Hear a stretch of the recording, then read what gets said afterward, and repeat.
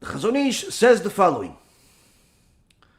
People who have spent their time since youth perfecting their character traits by studying books that teach people how to do so, meaning Mussar books, whether it's Chovot HaLevavot, the Netivei Or, the Mesilat Yesharim, or Path of the Just, Reshit Chochmah, and countless other books that have been written by our sages to teach us how to develop our character traits. But these people that have spent a lot of their time studying Mussar, many times they're Baalei Tshuva, or people that are just trying to improve themselves and so on, they have not learned the laws of judicial matters, meaning they haven't learned halacha, and therefore have not acquired the love of justice. So here we're repeating same thing he said so far, where somebody says, Rabbi Yaron, I listen to every shiur that you have. Good. Do you also learn halacha? No, I learned from the shiur. Okay, that's good that you're learning from the shiur, especially if it's in the beginning. But after a little while, you have to learn some halacha along with my shiur, not just my shiur. My shiur by itself is not going to be enough to teach you everything you need to know how to keep Shabbat. You have to learn the laws of Shabbat. It's not going to teach you everything you need to know about the holidays. You have to learn the laws of the holidays. It's not going to teach you everything about kashrut. You have to learn the laws of kashrut and so on and so forth. My shiur is going to teach you the right hashkafa, mussar, how to become a better human being, a few halachot here and there, but you have to combine it with halacha from books. Oh, no, it's enough for me. Just your shiur is just enough for me. It may be enough for you because you think the shiur is great, and I appreciate that, but I'm telling you, as the one that's telling the shiur, it's not enough. Why? You have to learn halacha. If you don't learn halacha, the shiur is not going to be enough for you, and the Chazon Ish gives us an atomic bomb. An atomic bomb, Rabotai Yikarim, for people that only learn Mussar. Needless to say, this is also for people that only learn halacha. If a person only learns halacha, he doesn't know how to apply the halacha. He also has the same results as what the Chazon Ish is saying here. But nonetheless, here the Chazon Ish says, people that spend all of their time learning Mussar, no time learning halacha, therefore, they have not acquired the love of justice and are more susceptible to moral illness of perversion of justice than those simple people who have not studied the matters of fear of God and the ways of perfecting one's traits at all. Clarification: a person that only learns Mussar, needless to say, if he only learns halacha, only learns one of them, is now more inclined to have this spiritual sickness that will make him a complete heretic, make him completely horrible in the eyes of HaKadosh Baruch Hu. Why? Because he will pervert justice. He will pervert the halacha. Why would he pervert the halacha if he learned so much Mussar? If I worked on my anger, shouldn't that make me a better servant of HaShem? If I worked on my humility, shouldn't that make me more humble like Moshe Rabbeinu and therefore accept everything Hashem says? If I worked on my generosity, shouldn't that make me a better servant of Hashem by giving and throwing my money around to all of the kollels and the yeshivot and the Kiruv organizations? So how could so much Mussar be bad for me? How? Chazon Ish continues.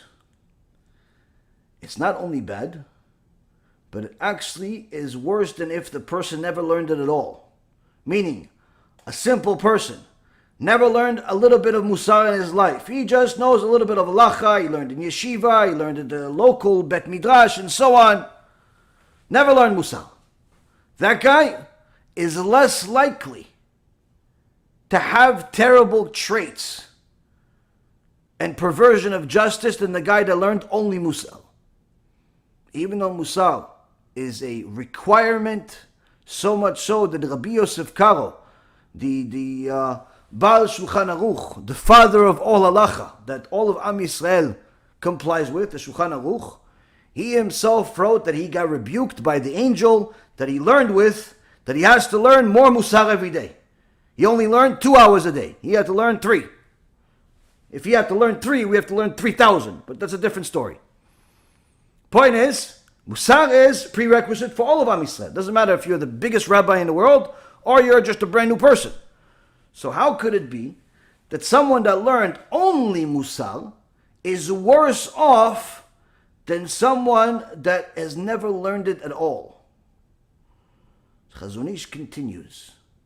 And there is no question about is the Chazon Ish right or wrong here. This is the Chazon Ish, Rabotai. This is Da'at Torah. Chazon Ish says the following. The Yetzer Hara, the evil inclination, has a way of placing undue pride and firmness of opinion in the heart of a person who seeks perfection by learning Mussar, so that such a person looks at the masses from above. In so many words, he learns about Mussar, he learns about perfecting his character traits, he learns humility, he learns anger, and not halacha, so he doesn't know when he's allowed to be proud.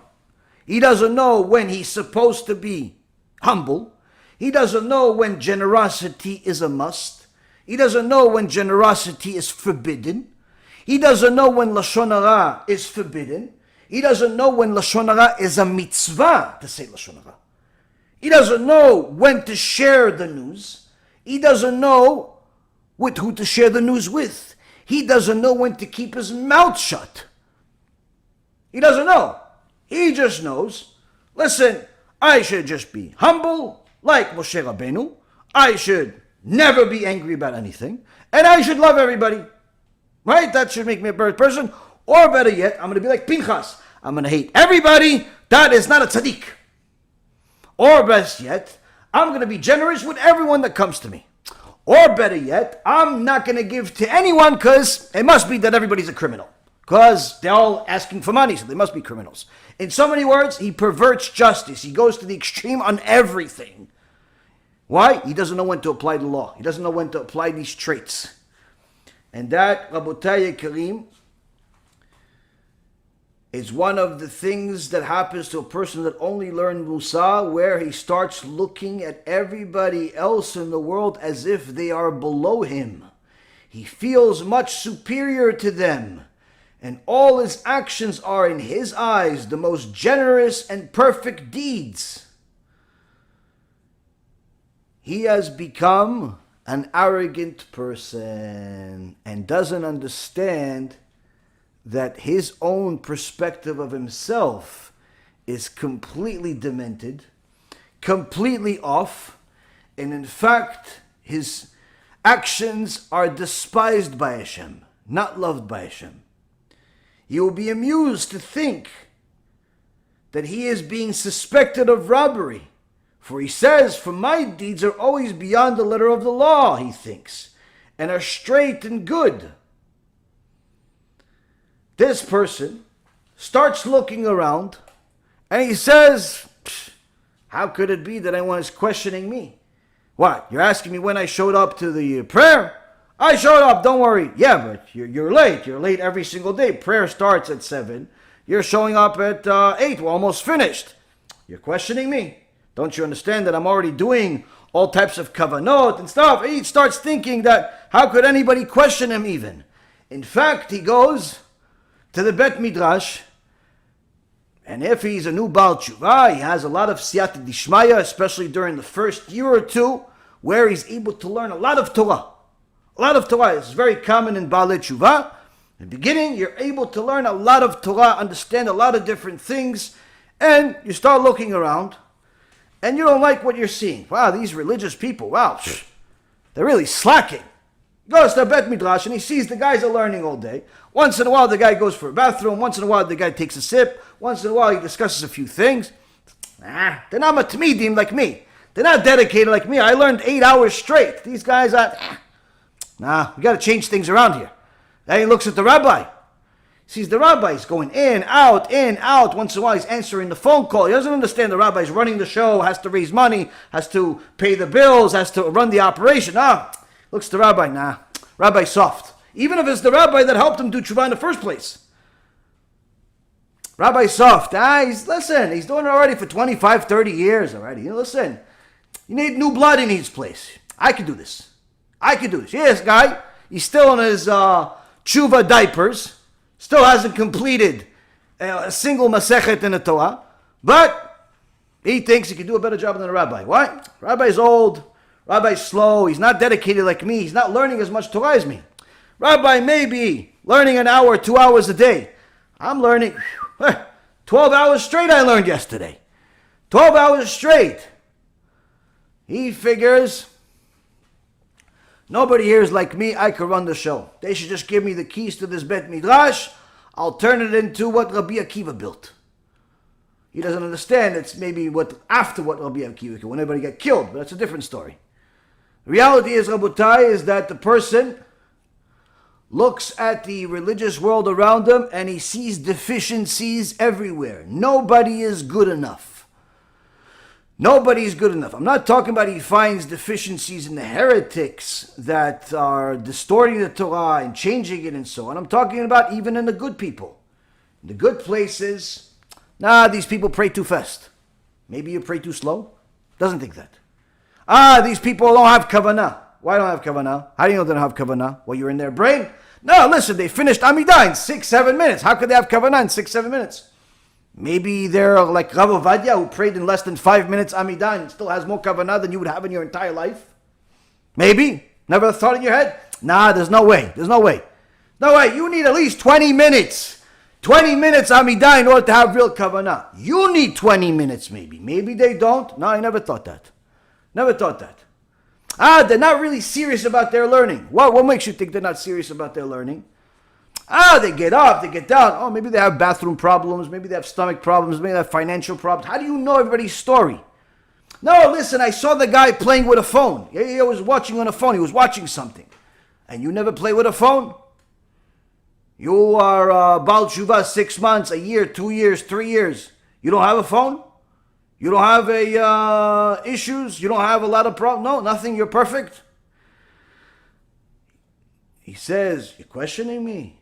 You know what I do. You know how I learn. You know how much I do. You know how dedicated I am. There's no kollel that's the right fit for me. He expects to walk into a kollel and for the ocean to split for him like it did for Am Yisrael coming out of Egypt. Listen, I need a kollel that's going to teach me, but teach me in my level. What's your level? I need to learn Kabbalah. Kabbalah. How many times you complete the Shas? Excuse me? What's that? The Shas, the Talmud Bavli, Talmud Yerushalmi, how many times? No, I don't learn that type of stuff. I learn straight Kabbalah. That's what I think. I dream in my mind, all Kavanot, and, the Yesod, and the Gvura, and the this, and the Chesed, and the Malchut. And what? What are you talking about? What? Because you read a few Rabbi Nachman Breslov books, and the Bala Tanya, you read a few lines here and there, you heard a few terms from Kabbalah, you think you're a Kabbalist? No, listen, I want to learn Zohar, straight Zohar. That's what I go. I go Rabbi Shimon Bar Yochai, straight. He's a baby, not even in diapers yet. He's pre-diapers. And he thinks he goes to the highest level. I want somebody to teach me already the mystical part of Judaism, the highest part of mysticism. Habibi, le'at le'at, little by little, take a step at a time. No, I'm fast-paced. I want to go straight to the source. And that's the reality. The reality is you see people coming in and expecting the world around them to change because they came in. Why? Because they learned a little bit of Mussar. They think that they've become humble, but in reality, the Mussar that they learned has made them more arrogant. I've seen this with my own eyes multiple times. Baruch Hashem, not too many times, but nonetheless many times in comparison to, I'd say, what other people see. Where you see people learning Mussar, loving to learn about Gehenom and punishment and horrible things, but you ask him a single halachot Shabbat. Listen, by the way, what do you do? What do you do if, let's say, you notice that as soon as you leave your house, there's a light coming on. You forgot to turn it off. What do you do? What do you mean? You keep going. I got to go to shul. Oh, really? It's your light. You keep going to shul. You keep turning on the light, turning off the light every single time. Oh, no, you don't go to shul. Oh, so you don't go to shul? You don't pray then? Oh, what do you do? Wait, but you learn Zohar. How do you not know the simple halacha of what to do? Oh, I didn't get to that yet. Oh, you didn't get there yet, but you already know the name, the family name of Gavriel the Malach, the angel. And that's the reality, Rabotai. People do not know basic halachot of what to do and how to operate their Shabbat table, but they want to skyrocket to the upper echelon of Kabbalah. Upper echelon. Hey, Rabbi, listen, I love Judaism. Oh, yeah, you love Judaism? It's good. What do you love about it? I love talking about the mystical part. I like the, in Chassidut, we learn about the Gvura, and we learn at the Yesod. What are you talking about? What do you mean? Rabbi, you never learned about the Yesod and the Gvura and all these other things? And I'm looking at them. Do you know what you're talking about? Do you know what you're talking about? Do you know what this Gvura is that you... Yeah, it's the Gvura. It goes to the Yesod. And Yesod, it goes to the Malchut. And the Malchut is what makes me feel like that. I said, you need to go to an insane asylum with the Yesod and the Malchut and all the other things that you learned, and take the guy that taught you all this stuff with you. Why? It's not true. It's true, just not what's in your head. You have no idea what you're doing. It's like you taking the tools of an engineer that builds rockets and start working on your car with it. It doesn't work, Habibi. It doesn't work. It's like you taking the tools that the surgeon operates on the eye and you use it to maybe fix your shoe. It's not going to work. You mentioning those terms doesn't mean you know what you're doing. And unfortunately, Rabotai, many times people go and they hear these different terms, and fakers love to mention those terms. Fake speakers love to mention those terms because they know for sure that the crowd has no idea whatsoever what they're talking about. But since everybody is self-conscious about their own knowledge, no one wants to admit they have no idea what they're talking about, and they know that their friends don't know what they're talking about. But if they tell them these terms, it'll sound like they know what they talk about, and they become the smart person in the room. But in reality, nobody knows what they're talking about, including the rabbi that's talking about it. Why? Because he did the same exact thing. Just did it 3 weeks ago, and then he became a rabbi. And that's the reality, Rabotai. Many people that you hear talking about these terms have no concept whatsoever of what a yechud is, of what anything is. Why? Because this is not for babies. This is not for little kids. This is not for little children. In fact, this is not for the vast majority of the population. Even some of the great sages that we had denied studying these issues. Did they know them or not? We can never question their knowledge. Surely they knew a lot. But did they teach it? Did they talk about it on a regular basis? Absolutely not. But yet your average person starts talking about like he's Rabbi Nachman Breslov Jr. Why? Because he thinks that he read a few terms in a book and therefore he knows it. And that is all gava. You see many times you have these different speakers where they have their, whatever you call, their shiurim they have, and you see the comments of people. And you see the comments of people, of different women, saying, yeah, I love this guy's shiurim, I love this rabbi's shiurim, he really helped me get my gvura. And you see the woman says, well, I wish he would have helped you get clothes, because your profile picture would be more appropriate if he had clothes. She thinks she got gvura from the guy's shiurim. She doesn't know what modesty laws are. Another guy says, oh, this guy is the best.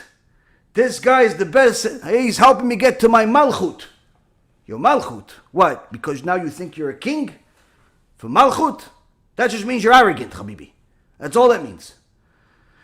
But yet you'll see time and time again, people teach it, people yearn for it, and I've even seen with my own eyes. One time I was in a shul, and this is probably maybe 7 years ago, 7 years ago, and they were praying Mincha Arvit, and they had some guest rabbi that came to the shul, and then the shul was not exactly full of Talmidei Chachamim. Let's just say that. I knew everybody there. There was one guy that was a Talmid Chacham, really learned guy. And there was the rabbi, which I later found out was a clown. And then there was the Kila, which were just Baalei Batim that, some of them kept Shabbat, some of them not so much. None of them were the scholar, let's just say that. But there was maybe like 40, 50 of them. Anytime the rabbi would ask him to learn a shiur, everybody would be checking their phones, not really interested in Torah at all. Not on Shabbat, not during the holiday, not nothing. That's just the way it was a tough Kila. But anyway, this guest rabbi came, and he says to everybody, okay, listen, we're going to Shimon's house to do a shiur. He saw people weren't really buying into it. He goes, no, 40 minutes, strict Zohar.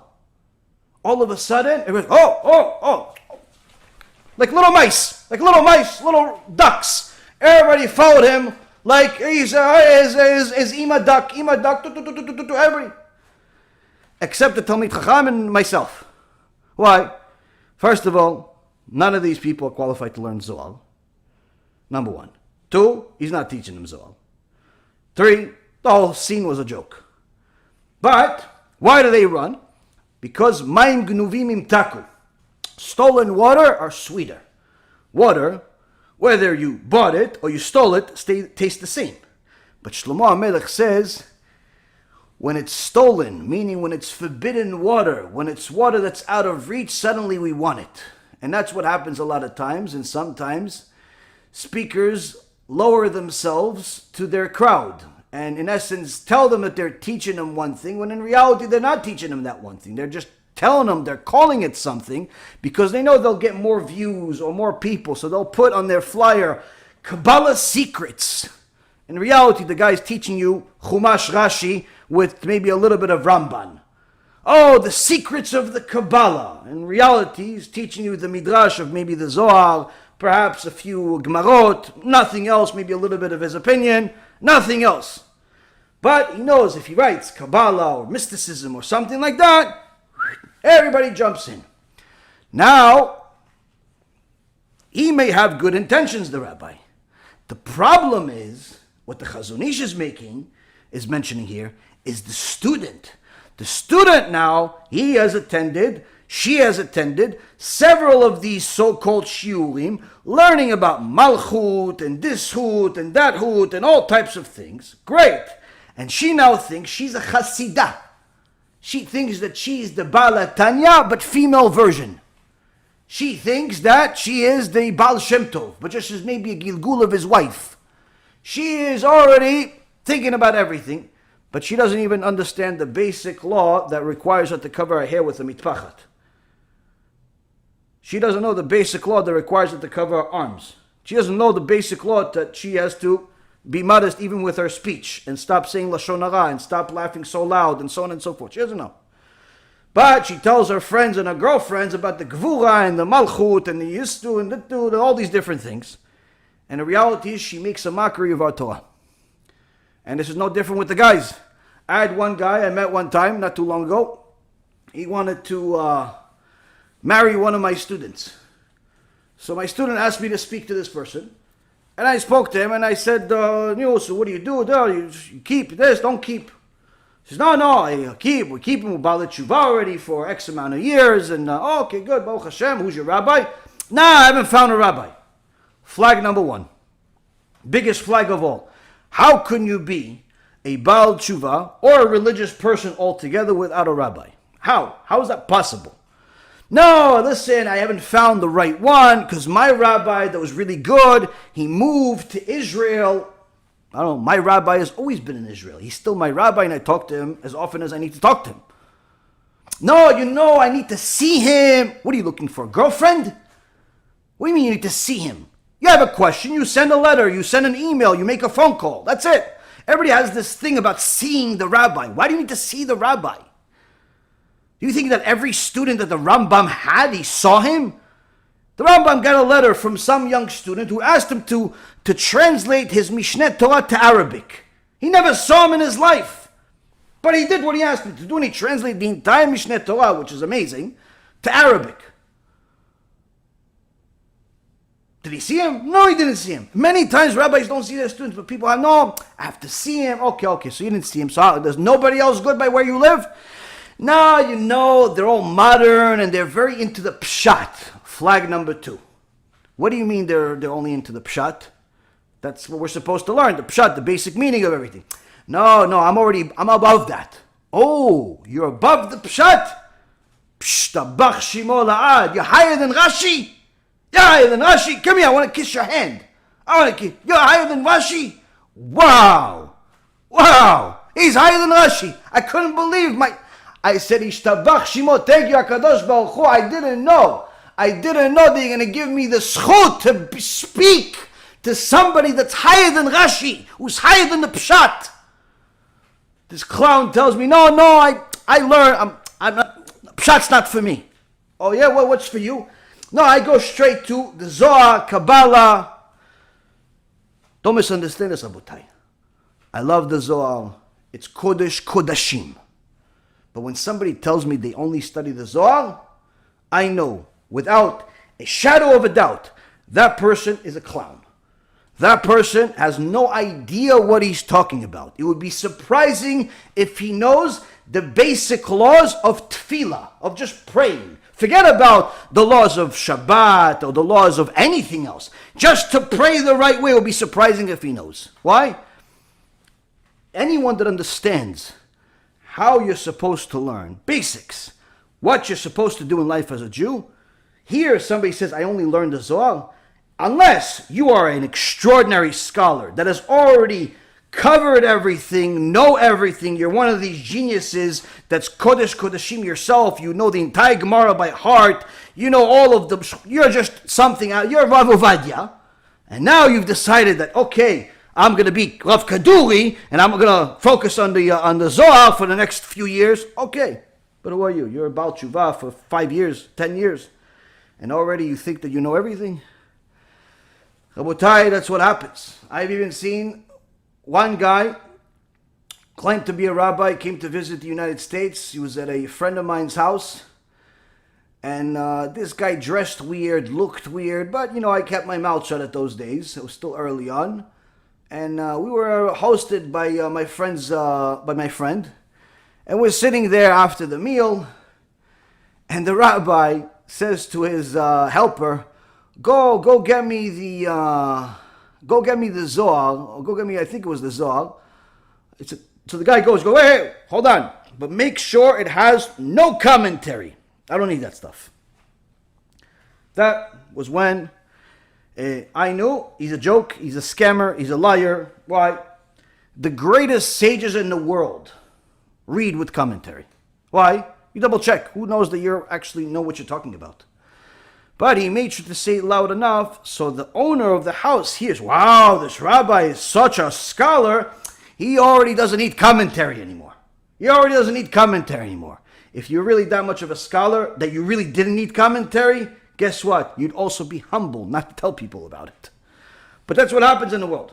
So now, Rabotai, what ends up happening is that these types of people, they are people that learn different things without completely learning what they're supposed to. And in many cases, a person could start learning Mussar and think that Mussar by itself makes him better than everybody else, makes him more humble than everybody else, makes him more generous than everybody else, makes him cleaner than everybody else, holier than everybody else. And in fact, if you question him, he mocks the fact that you're even questioning him because he is the mentality of, you know what you're talking about?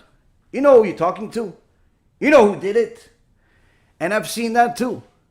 He's one of these people that used to come to my shulim, and he was one of these people that if he did something, he would make it seem as if nobody knows that he did it and he doesn't want to tell everybody who he did it, but you'd make sure that you know he did it.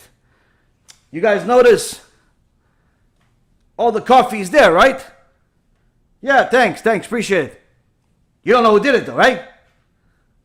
No, but whoever did it, thanks. You don't know. You don't know. Okay, all right. By the way, you guys notice that the place is clean, right? Yeah, it's clean. It's good, Baruch Hashem. Clean lady came. No, clean lady didn't come. No cleaning here. Oh, but it's clean though. Yeah. It's not something. You don't know who did it though, right? No, we don't know who did it, but whoever did it, thank you. Yeah, you should thank him. You should. It's like one of those jokes. Like, it's like, okay, buddy, you want the credit? What, you want me to take $75 out and give it to you? Like, what do you want?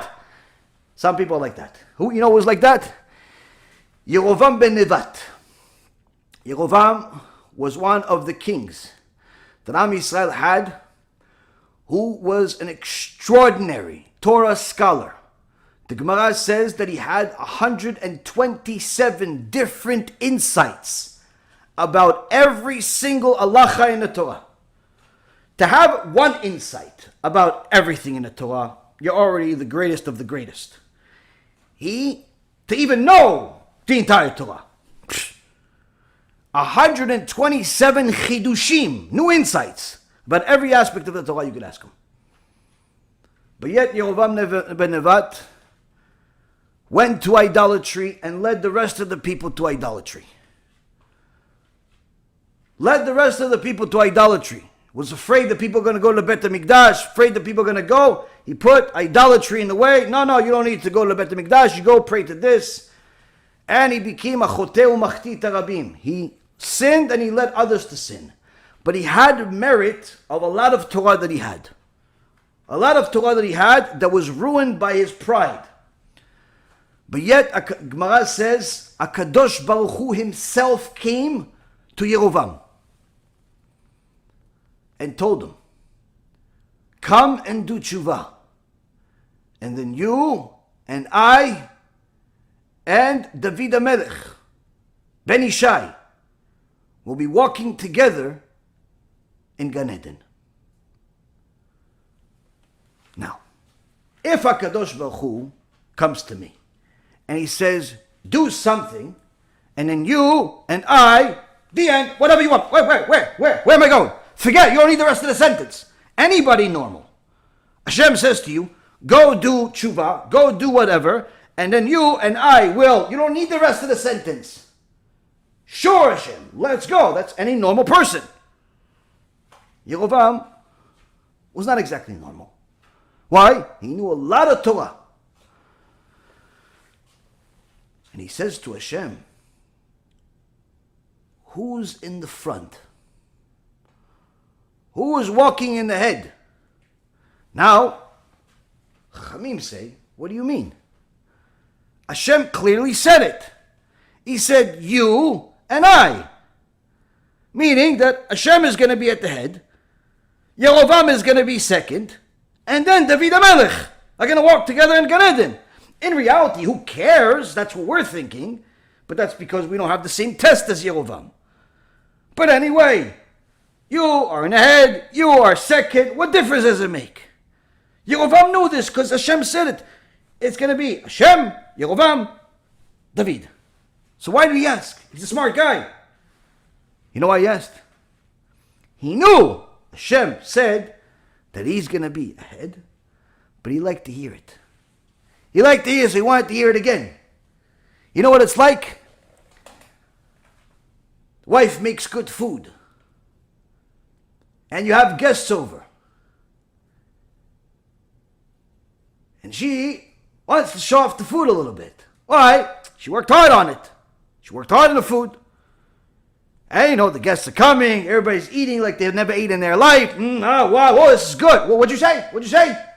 Oh, I said it's good. Oh, okay, it's good. Okay, good. Oh, you like it? Yeah. Wow, it's very good. Well, okay. And another guy says, yeah, it's delicious. What'd you say? Oh, you like it? Yeah, I like it. You like it? You like it? Yeah, I love it. Oh, why are you asking so many times? You deaf? The guy is a half a foot away from you. Why are you asking again? I want to hear it again. Why do you want to hear it again? People like to hear compliments. Rabotai Karim. That's gava.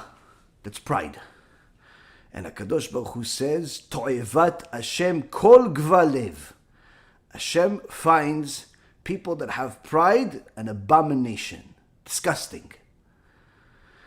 And that's exactly what happened with Yerovam ben Nevat when he got the opportunity of a lifetime, and HaKadosh Baruch Hu himself came to him and said to him, Yerovam, if you do tshuva, I and you And Ben Ishai, which is David HaMelech, will be walking in Gan Eden, meaning you're going to be ahead. But when Yerovam says, well, who's going to be ahead?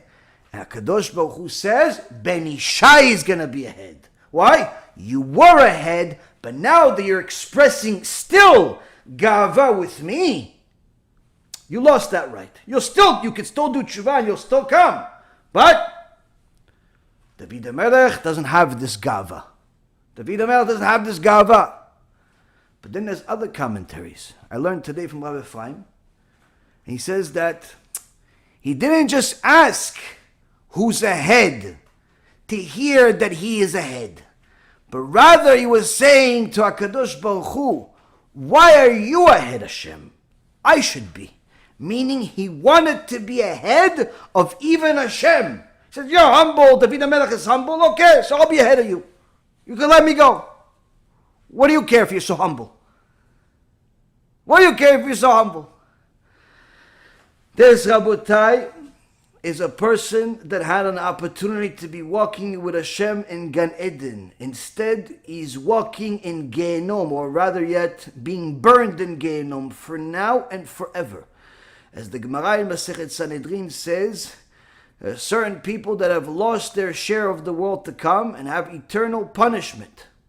One of them is Yerovam ben Nevat, who had an opportunity, multiple opportunities, to utilize the Torah that he learned in order to get to the best possible heaven, but instead, that disgusting pride turned his Torah, instead of the potion to life, it turned into a potion of death.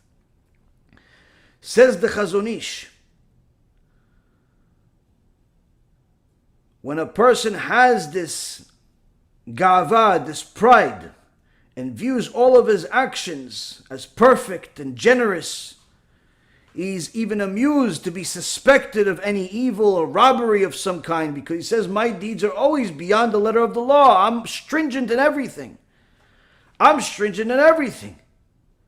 I only learn the chumrot, the stringencies. In reality, anyone that's only strict on everything, he just automatically goes to the strict side, for sure is an idiot. Why? It doesn't require a Talmid Chacham to know when to be strict. A Talmid Chacham is one that knows when you should be strict and when you should be lenient. That's what a Talmid Chacham is.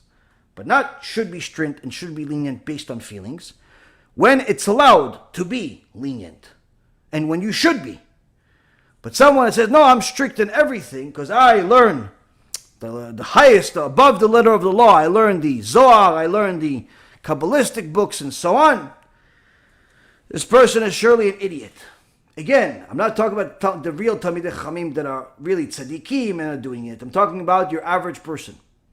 If you're talking about the Gdolei Ador, obviously they're not really part of this conversation. But I'm talking about your average person that thinks that he can be stringent without even having a rabbi, without even knowing Shas and Poskim, which is to learn the Gemara multiple times, to know it, to know the Poskim, to know how to understand halacha, how to determine halacha, and so on and so forth. But he wants to be strict without even understanding why he's strict. These are people that usually torture their families, because nobody even knows what they're doing and why they're doing it. And many times their kids go off the derech. Many times their kids end up hating the Torah, hating religion, hating God, because all they're learning is that you're not allowed to do anything. And you don't really know why. Because the person that's telling you, he himself doesn't know why. But he tells you, no, this is the way it's supposed to be done. But in reality, that's not sufficient for anybody else other than him.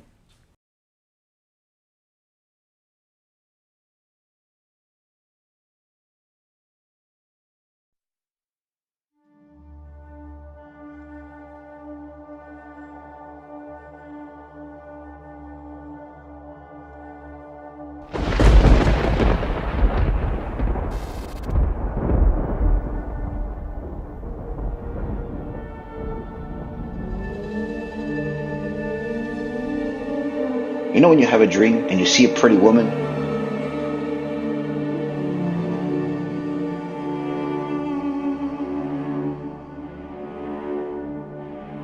You've had that? Now, you never actually see an ugly woman in dreams. It's always a pretty woman.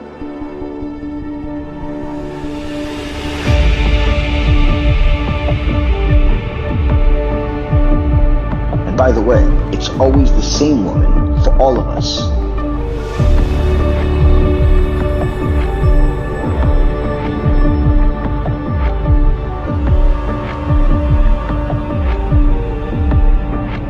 All of us have a dream of the same exact woman.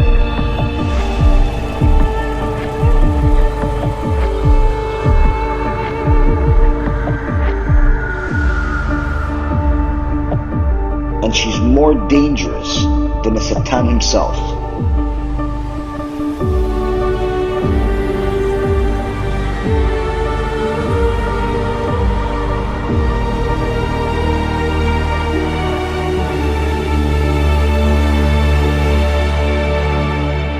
Who is she? You're not even allowed to say her name.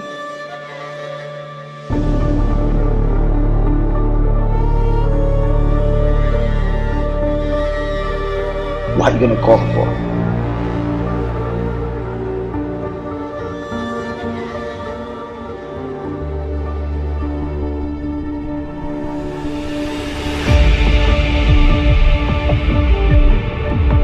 It functions very much like drugs. People are addicted to it. I tried to quit dozens of times, hundreds of times. My fantasies and stuff, they're not mine anymore. Cabinet ministers, judges, diplomats, even one of the country's top spies. These men are accused of some of the most sadistic child sexual abuse imaginable on hundreds of victims.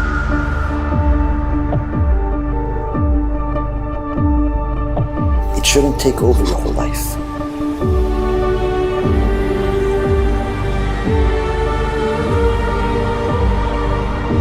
If you satiate it, you're never gonna have enough. If you starve it and only feed it when it's permissible according to the Torah, you're always gonna be happy.